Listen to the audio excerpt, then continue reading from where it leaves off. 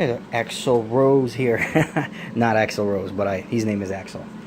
Okay, Axl is waiting for his food, and his food today is some nice pork butt and kidneys and pork neck and some raw chicken bones. This is a raw fed puppy, and he's actually 9 months this month, right, Axl? And he's waiting patiently because this is how your dog's gotta wait.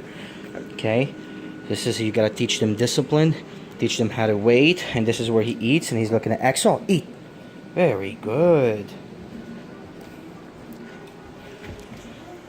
There you go. Good boy. Axl is obviously over 90 pounds already.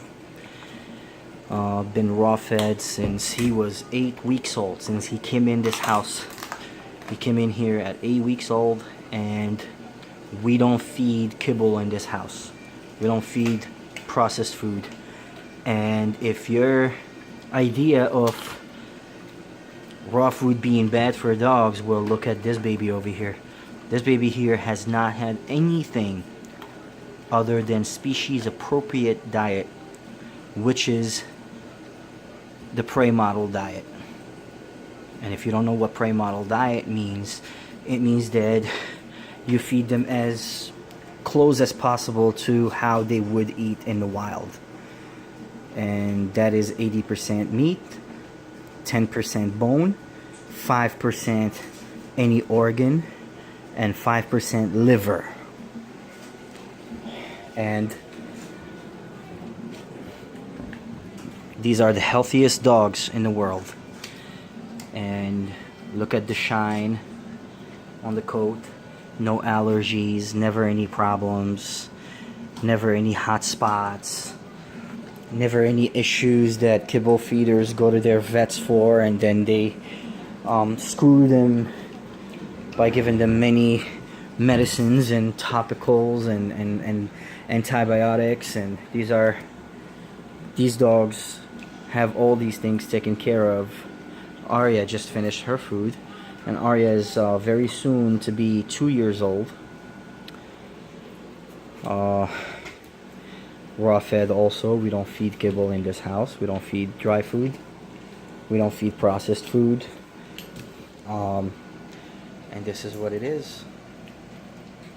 And after he's done, of course, everything gets cleaned around, and it's not a problem at all. He cleans the floor first before I clean it.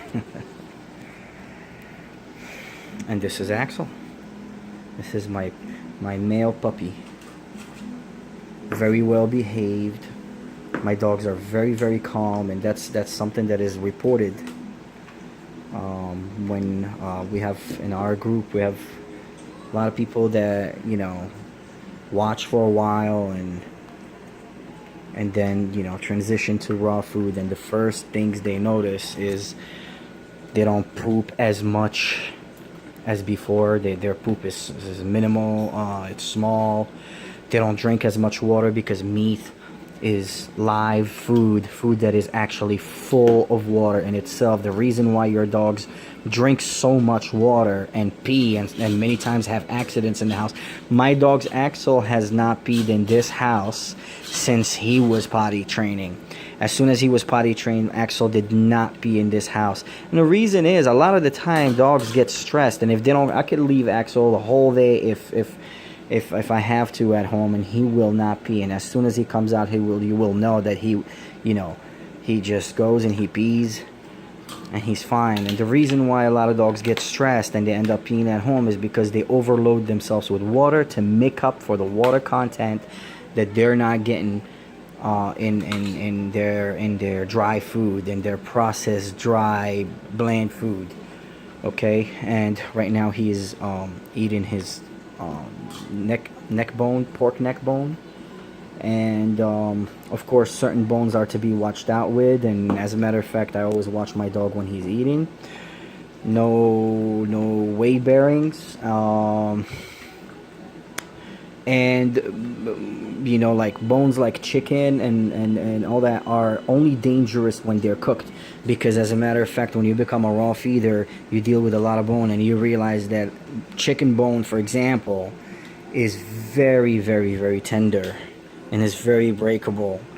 And the reason why we think that those bones are hard and they can splinter and all this is because when you cook chicken, all the enzymes go away, the bone becomes hardened, and it becomes very, very dangerous for any dog. Cooked chicken bones are extremely dangerous, extremely bad for your dog. So Axl right now just finished about 1.5 pounds of food, and he already had 1.5 pounds of food in the morning. Axl eats about between 2.5 pounds, depending on my mood. I feed him, I'm very comfortable feeding him 2.5 pounds of food to 3 pounds of raw food, of meat. And obviously you could tell this is a really, really big dog and is still just growing. And you know, he's eating right now between his 2 to 3% of his adult weight, which is projected to be about 115. And I get people that tell me that he's probably going to be a little bit more than that. And you could see that he has a beautiful tuck. He's not overweight, he's not fat. You could see muscle definition.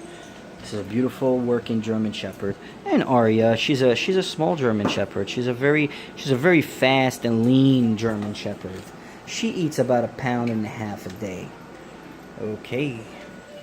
So there you go. There you have it. I hope you enjoyed this video. And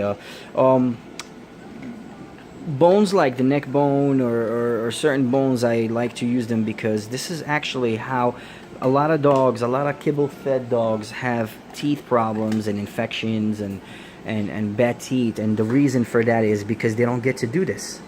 They don't get to do what Axl is doing right now. As he's actually chewing and breaking on that bone, he is actually cleaning and filing his teeth.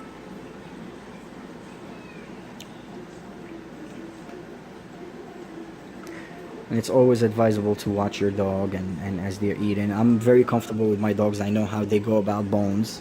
There are a few accidents, but not in my house. But there are there's few people report certain accidents, bone lodging and all that. But these are very, very, very, very rare. Dogs are very equipped to not, because technically their muzzle is their hands and their mouth and all that. They're using it for everything. Their system is well trained to not swallow big pieces of bone or you know, it's usually, if that happens, it will be a very, very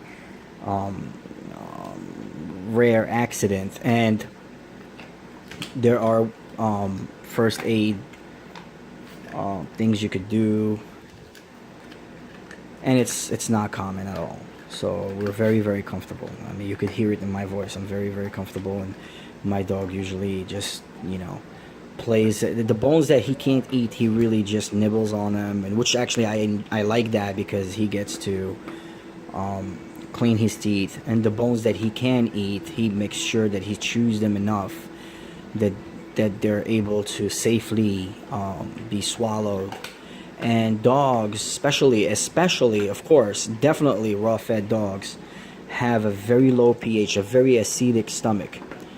They have so much acid. They have a pH of between 1 and 2. People say usually dogs have between 1 and 5, but I think that any dog that goes above 2 is probably just a dog that's not getting proper nutrition. And proper nutrition is where the dog's stomach, it becomes, you know, gets the right enzymes and you know, just accommodates the meat that it's getting, and the stomach just becomes what it should be, very acidic, which is between 1 and 2. And that's how dogs digest their food. If you ever question how come that dogs don't really chew and they just swallow, well, because their main digestion happen in their stomachs, and that's how they digest bone also. As a matter of fact, you could see here that Axl is doing pretty well, very, very well with the bone, because he doesn't have much left, and he could have actually swallowed that. He's a big dog, and he's still not doing that. He's still making sure that he's, you know, chewing it enough. And there you go. And you know, and then it'll go down, and and then it gets all, you know, it gets all digested by the acid inside their stomachs. There you go. Beautiful, calm dogs in an apartment, of course, and so these are raw food. Actually, like I said earlier, most people report that raw food, the first things they notice about their dogs, and of course he's got some kefir. If you don't know what kefir is, it's a fermented milk. It's probiotics. It's great for them. It's great for all of us. Probiotics. And there you go. He's gonna clean up the floor, and then I'm gonna spray the floor and clean it myself. Raw-fed dogs don't get salmonella because they have it in their system, so they're not the same as us, and their stomach is acidic enough that it would actually kill any bacteria. This is why we don't have such acidic stomachs. This is why we have to cook our own food before we eat it. Okay? Alright. Good job, Axl. Axl, say goodbye. Say goodbye. And he still wants. Look at, he's huge. Alright. Take care, guys. Make sure to subscribe and make sure to ask me any questions. And hopefully, if you guys are interested, I'll make a lot more videos.